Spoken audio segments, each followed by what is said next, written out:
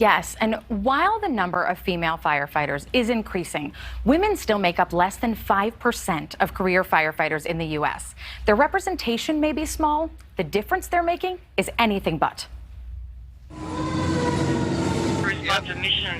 From one emergency to the next, this is a typical day at the office for San Francisco firefighter Captain Julie Mao. Residential building, water, multi-story. When Mao and her team arrive at the scene, they confirm their suspicions.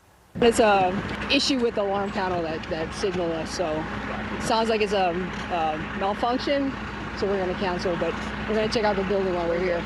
Mao says false alarms like this one are more common than real emergencies. But better safe than sorry. There are more than 1,700 uniformed staff in the San Francisco Fire Department. Just over 200 of them are women.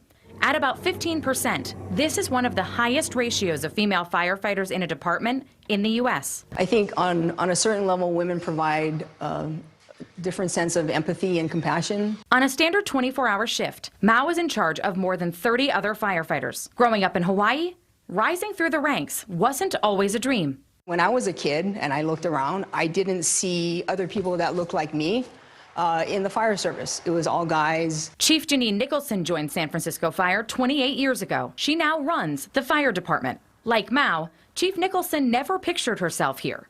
In fact, there are only about 150 female chiefs in the United States, according to Women in Fire and Emergency Services. I've found that I can rise to the occasion with things, and I like making order out of chaos. That's what we do sometimes when we go to calls. For the residents' ways to exit, they have back stairs, but they also have a balcony. Both women attribute much of their success to their mentors, and now they do the same for other young women, leading a girls' fire training camp in the summer. Their confidence has really grown because they're able to climb the 100-foot aerial ladder to the top. They're able to put on all their gear and go put out a fire. They also make it their mission to check in on each other. The hard part of this job is dealing with human suffering. And we have to be able to process that and find a place to restore ourselves, because we need to be here not only for our citizens and the people we serve, but we need to be here for each other. For Mao, she leans on hula, the traditional Hawaiian dance, to feel closer to home.